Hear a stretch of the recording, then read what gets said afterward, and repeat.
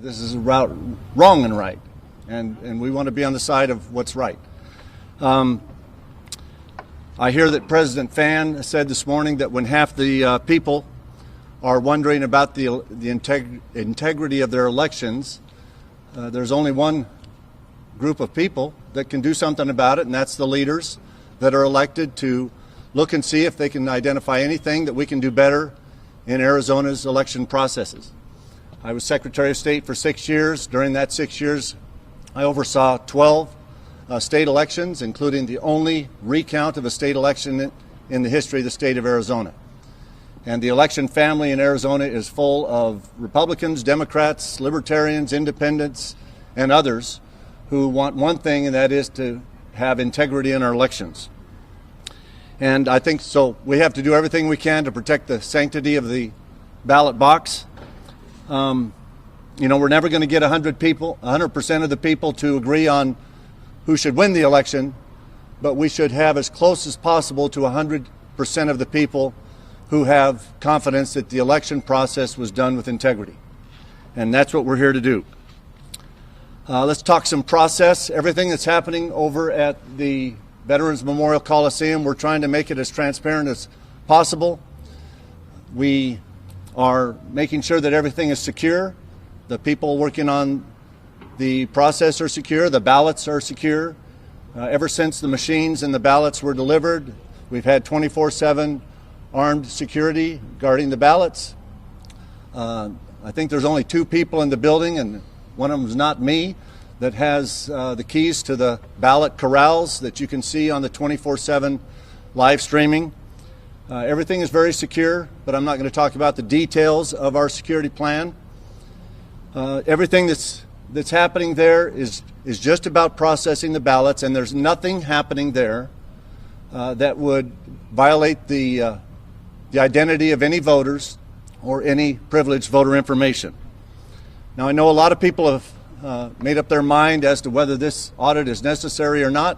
I'm sure a lot of those that have answered that no are in this audience, but it doesn't matter really what your mind has already been made up.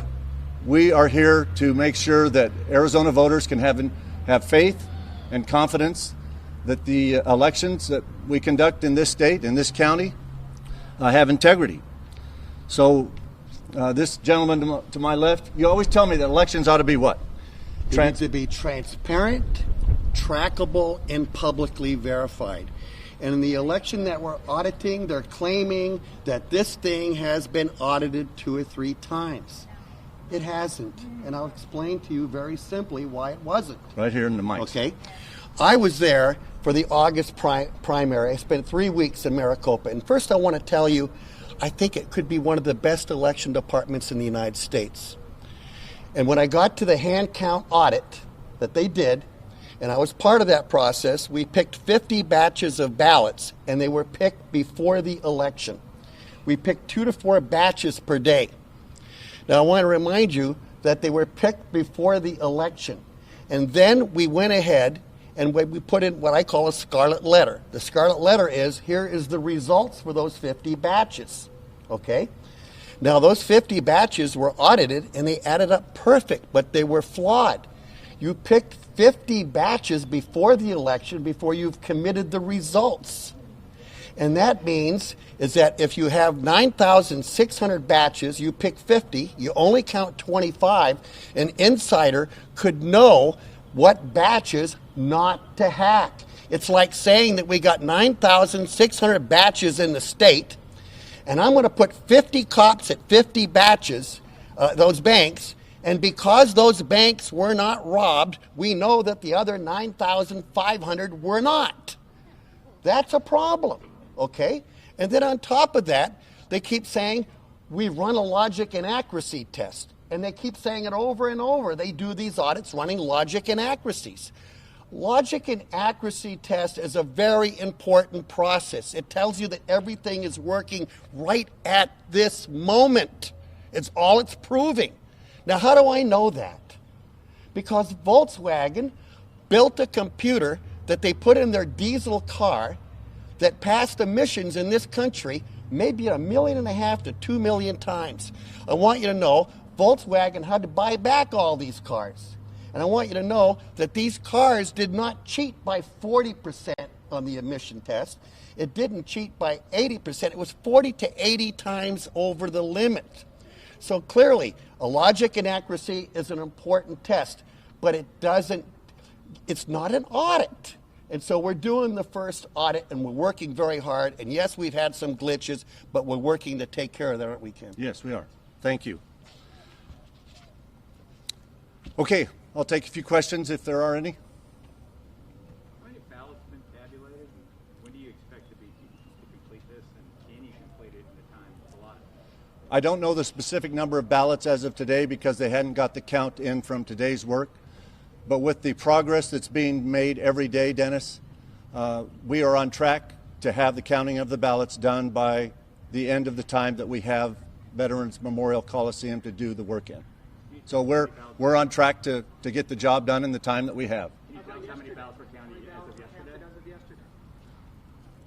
No, I didn't get the numbers because I wanted to include right up to date. But did you get the numbers the day before?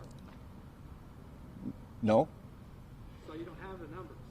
I have an estimate of what the number is, but we're on track. It's in the tens of thousands. Might be approaching 100,000. We keep hearing about transparency. Okay. Yeah. Right. Share with the people of Arizona, the people of Maricopa County, how many ballots you counted. I think it's just shy of 100,000 ballots. I don't have the specific number, but there's improvements being made every day, Bram, and we're on a pace to get the work done, get the counting of the ballots done during the time that we have the facility. So the UV lights are looking at the paper, and it's part of several teams that are involved in the paper evaluation. Jeremy? What exactly?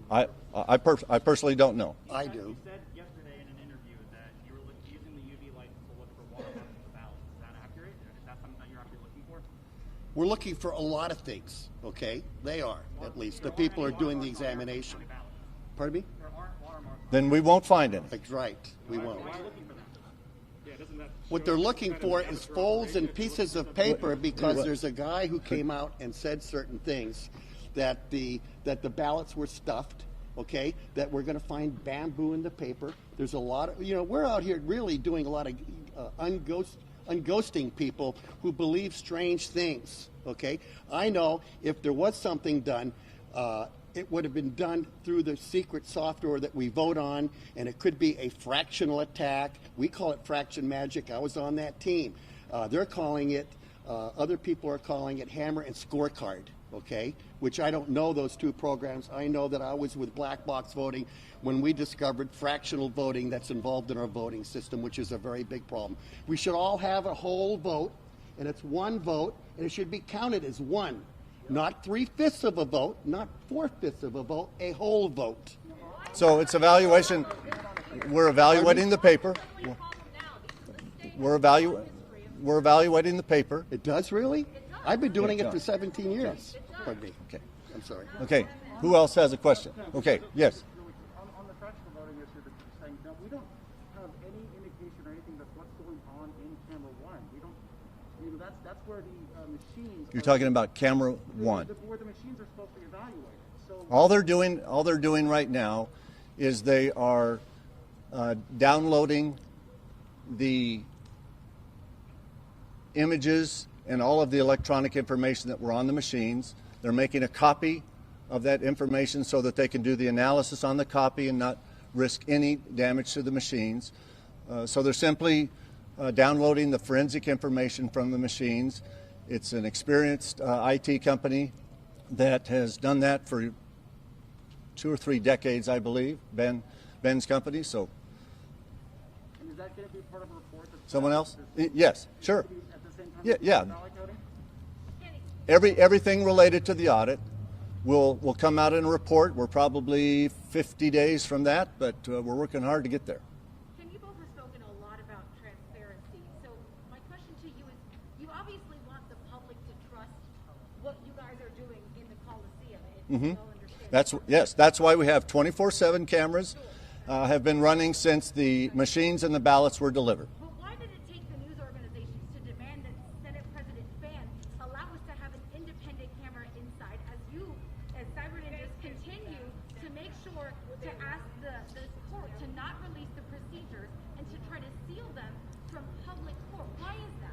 Probably because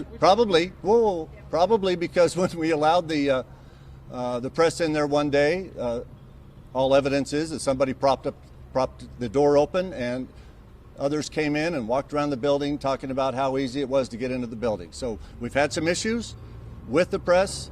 I know that you have issues about we're not being as transparent as you'd like us to be, but as of today, we have press there at the facility watching every shift.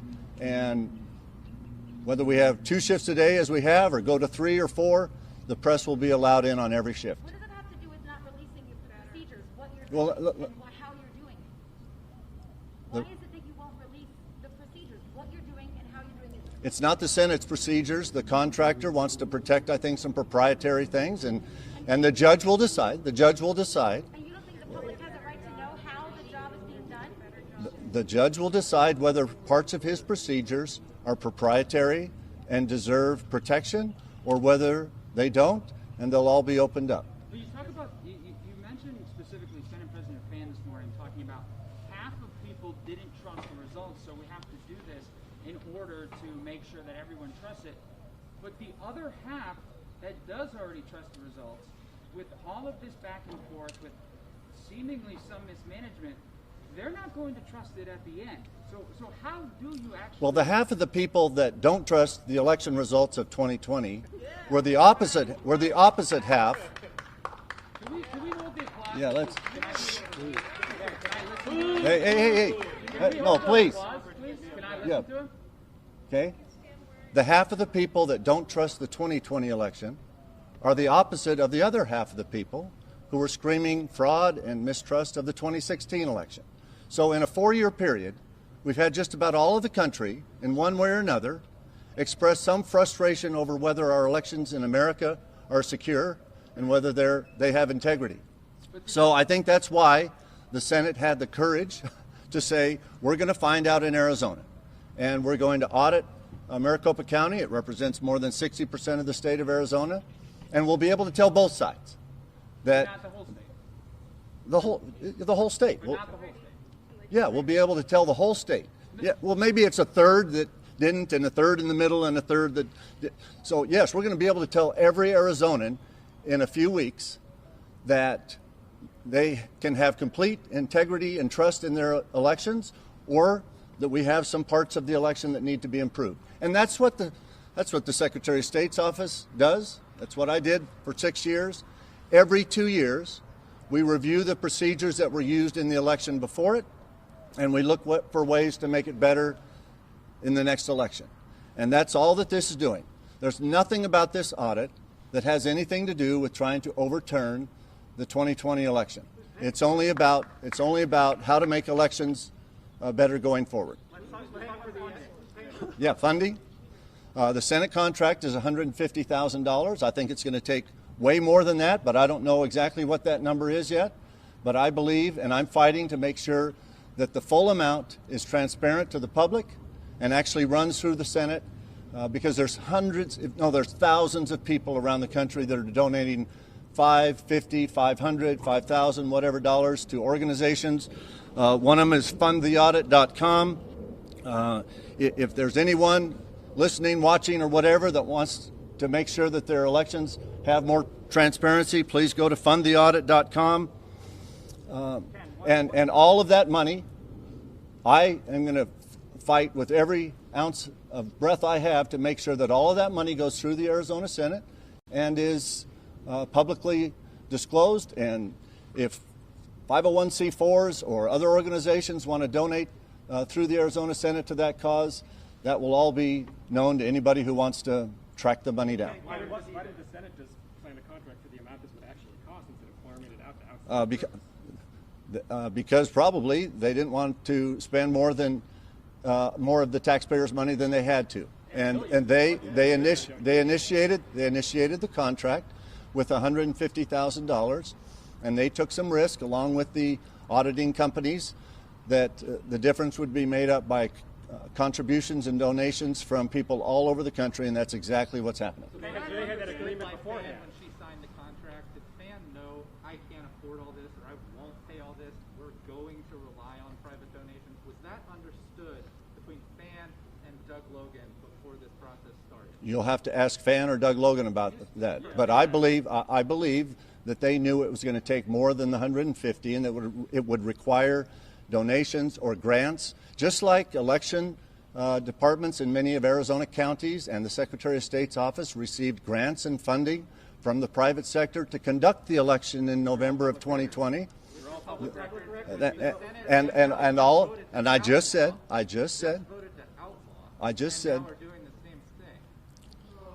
The rules that applied to the election will apply to the audit.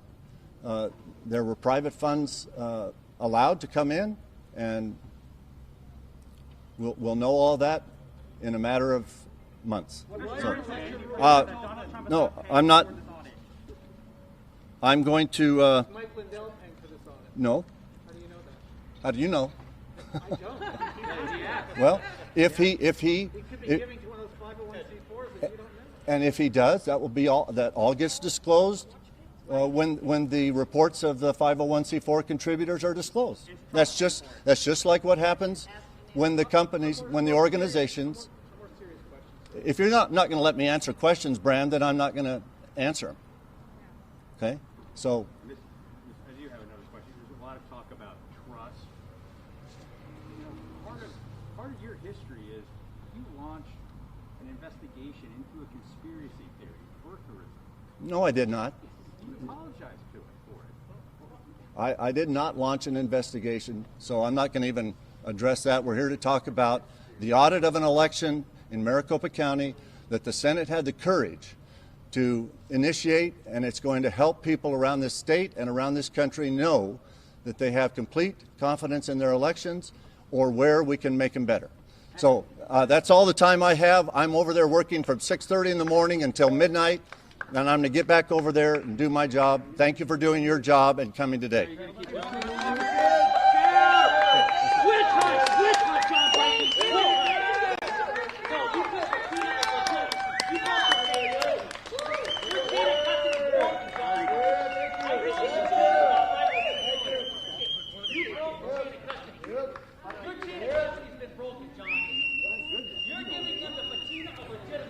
All right, there you have it. That was former Arizona Secretary of State Ken Bennett, who is leading this effort at the moment to conduct this audit. They said in about a week and a half's time, they have audited a little less than 100,000 ballots. There is 2.1